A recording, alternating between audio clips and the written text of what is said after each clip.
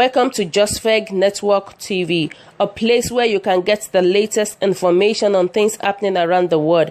And you are in the right place. Please click the red subscribe button and also press the bell icon next to it so you can be notified for an update on any published news.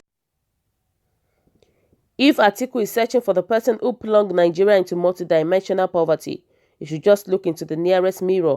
Or maybe he could tell us how many people he drove into penury and how many had their pension paid, even after the terminal date of the Obasanjo administration, the Buhari Media Organization BMO has said.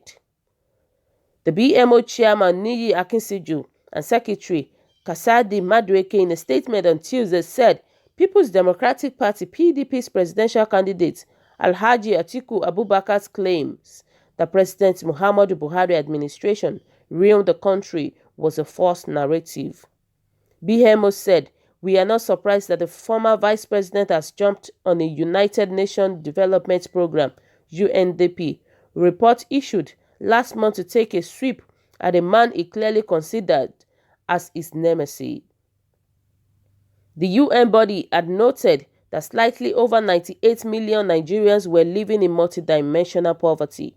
But, as usual, the PDP presidential candidate did not fully grasp the detail before launching an attack on President Buhari. The report indicated that about 46% of Nigerians were poor as at today. But Atiku Abubakar needs to be reminded that 60.9% of Nigerians, or 100 million people, were living below the poverty threshold in 2010. And 120 million in 2012, according to the World Bank, which is the body that provides a global poverty headcount.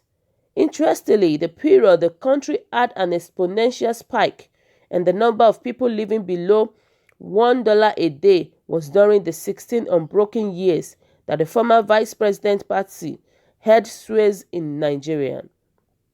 It is not a secret that Alhaji Atiku Abubakar was the executor-in-chief of what has gone down in the annals of the nation as the major heist of the nation's assets, and actions that later pitched him against the former president Obasanjo. BMO accused Atiku of selling several government-owned enterprises for less than their market value to his cronies. The group further said, or does he also have to be reminded of the period when the nation's education sector virtually collapsed? But that was when he and former President Obasanjo established high-profile private secondary and tertiary institutions. So, if Atiku is searching for the person who plunged Nigeria into multidimensional poverty, he should just look into the nearest mirror. Or maybe he could tell us how many people he drove into penury and how many had their pension paid, even after the terminal date of the Obasanjo administration. In case they missed the latest news, the Buhari administration, through its Pension Transitional Arrangement Directorate (PTAD), has paid the outstanding severance package of over 1,500 verified eligible former workers and next of kins of deceased former workers of Savannah Sugar Company.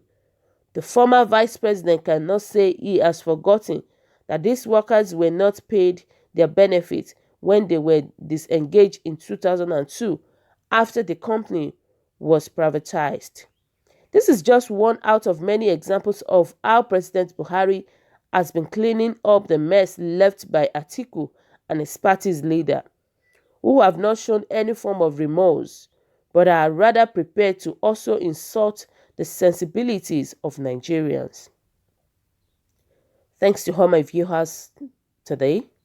Kindly drop your comments below. What are your own opinion concerning Atiku and Buhari?